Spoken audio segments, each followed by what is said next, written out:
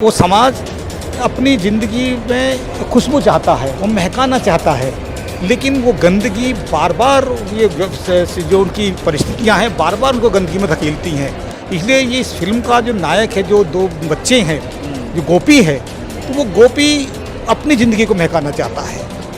वो काम करने पड़ते हैं, वो चाहे वो गटर में काम कर रहा है, चाहे वो पोस्टमार्टम का वो काम कर रहा है जहाँ बदबू है, जो उसका मन नहीं कर रहा। एक बाल काढ़े हुए हैं, कंघी किए हुए हैं और उसके बाद साफ मुंह के साथ एकदम प्रसन्न वदन स्कूल की तरफ जाता हुआ दिखाई दे रहा है।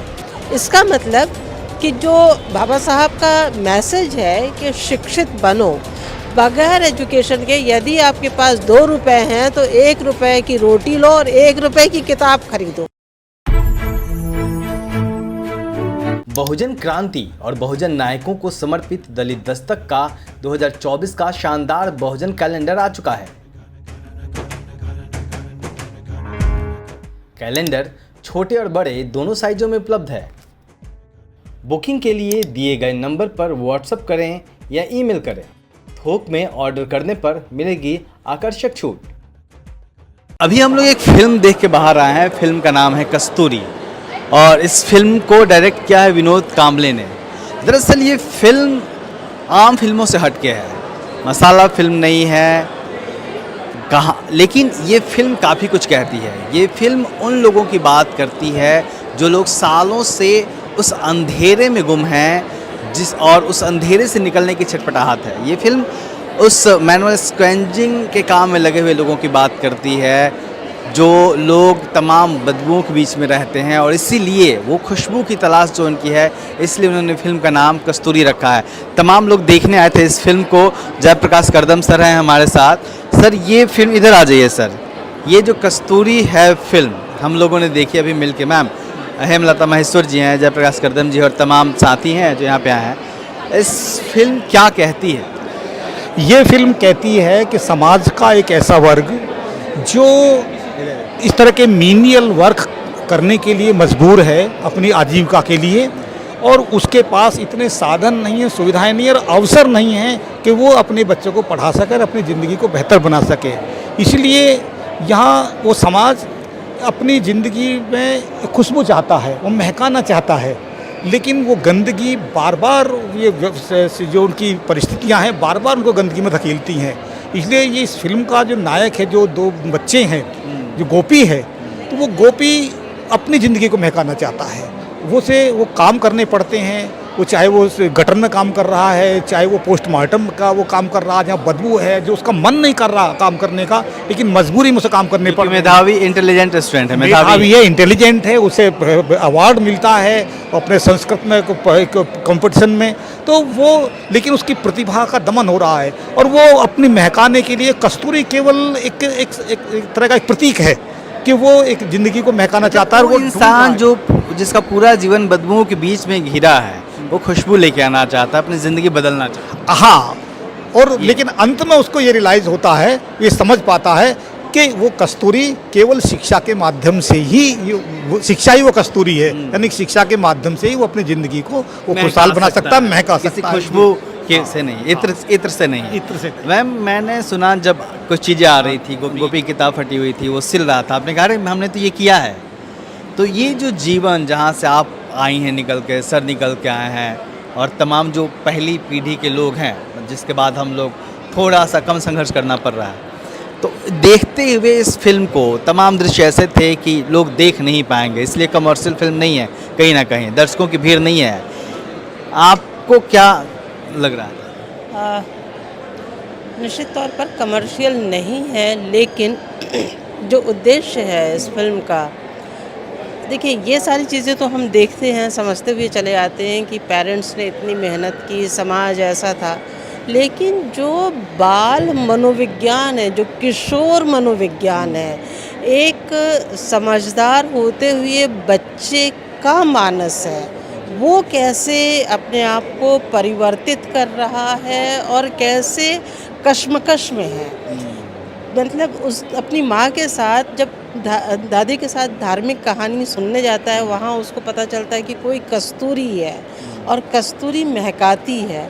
वो उस कस्तूरी के पीछे बिल्कुल पागल हो जाता है एकदम। और ऐसी ललक है उसके भीतर उस कस्तूरी को पाने की, जिसके लिए वो छोटे छोटे छोटे छोटे पैसे कमा कर उसको पाना चाहता है।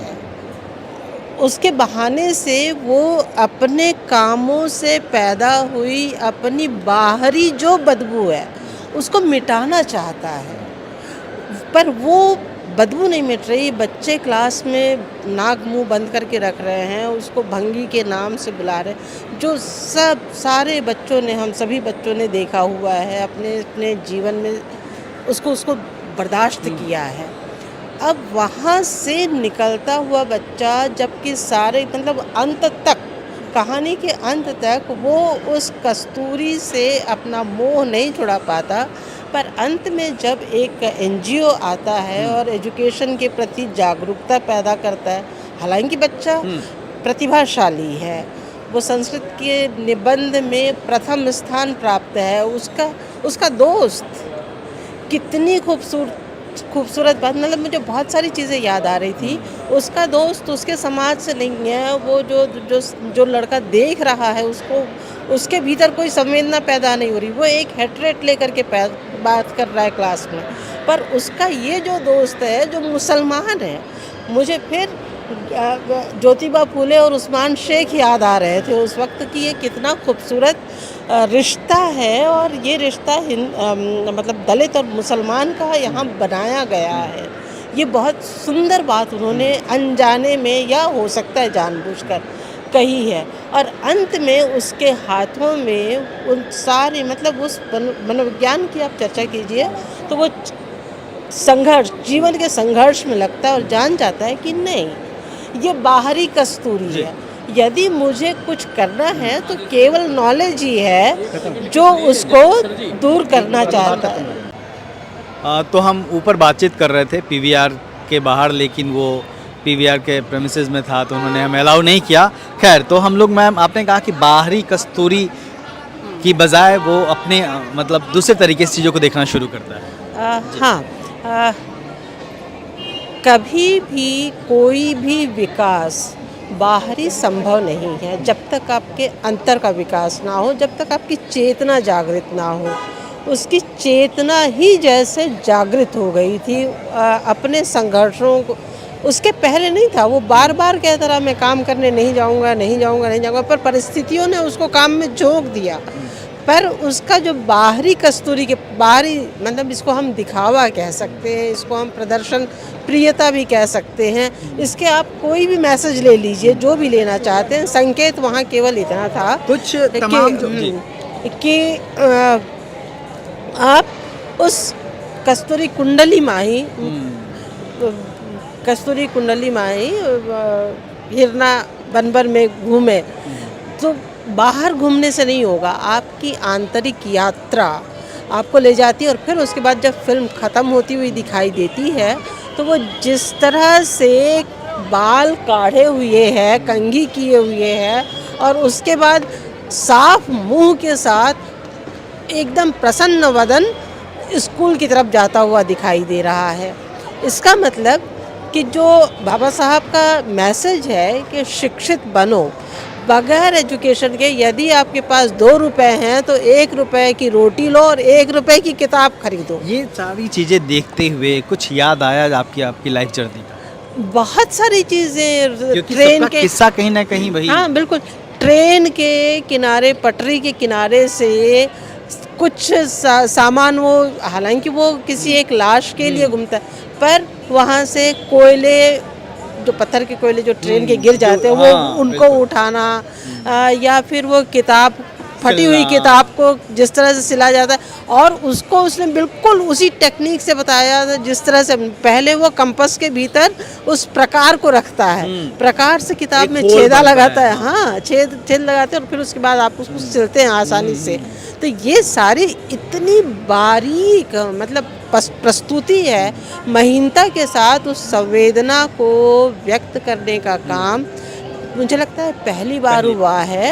और विनोद कांबले शायद उसी सारी जमात के हैं, इसलिए वो उस तरह की चीज़ों को, उन देख पाए, घटनाओं समझ को ले करके आए। उसका फिल्मांकन जिस तरह से किया है, एक फिल्मांकन और बहुत खूबसूरत है, मैं यहाँ कहना चाहती हूँ ज़रूर, वो जो बहुत गंदा लगेगा ऐसे सोचने में, जो इंडियन कमोड है, जो उसको साफ करना है, और अंत में वो हाथ डालता है और जैसे ही उस कमोड से कोई भी चीज़ जो जो जो फंस रही थी वो उसके हाथ आती है और एकाएक सारा का सारा फ्लश आउट होता है।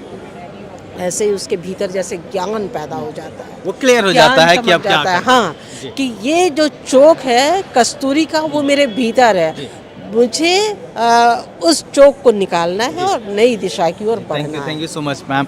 तो हेमलता महेश्वर जी थी जो हिंदी विभाग में हैं जामिया मिलिया इस्लामिया में, और फिल्म की को प्रोड्यूसर मैं कह सकता हूँ हमारे साथ है। मैम आप अपना परिचय दीजिए और इस फिल्म से कैसे जुड़ी और क्या दिखाना चाह रहे हैं आप लोग, इसका उद्देश्य क्या था? मेरा नाम प्रभावती है। मैं इस फिल्म से तब जुड़ी जब मैं पुणे में पोस्टेड थी, तो वहाँ हमारा एक छोटा सा ग्रुप था जो कभी कभी हम फिल्में इकट्ठे देखते थे। तो उसी दौरान हमारी मुलाकात विनोद कांबले जो इस फिल्म के डायरेक्टर हैं उनसे हुई। और जब ये कहानी हमने सुनी तो बहुत ही मतलब बहुत अजीब सा वो लगा हमको कि एक छोटा सा बच्चा जो इतनी टफ लाइफ एंड वो भी मतलब इस तरीके से मैनुअल स्कैवेंजिंग के साथ साथ पोस्टमार्टम भी करके अपनी पढ़ाई पूरी कर रहा है। तो हमको लगा कि इस पर कुछ और चर्चा होनी चाहिए, इसको थोड़ा सा हाईलाइट करना चाहिए इस इशू को, क्योंकि हम सब मदर्स थी जो अर्बन एरियाज़ में अपने बच्चों की पढ़ाई लिखाई पर पूरा ध्यान देती थी। और यहाँ हमने देखा कि एक बच्चा है जो he is being deprived of education. केवल वही नहीं कि उसको मतलब इतनी हार्डशिप्स हैं, फिर भी पढ़ने की जो उसकी इच्छा है वो बरकरार है। तो ये स्टोरी हमको सामने लानी थी, इसलिए हमने एक छोटा सा ग्रुप बनाया। हाँ जी, और हमने एक इनसाइट फिल्म्स नाम की कंपनी लॉन्च करी। एंड इस मेरे साथ सहयोगी महिलाएं हैं, तो सबने मिलकर के हमने अपनी जो रिसोर्सेज थी उसको, सहेलियां हैं 8 लोग हैं, 8 महिलाएं हैं और सारी महिलाएं हैं जी, सारी महिलाएं हैं।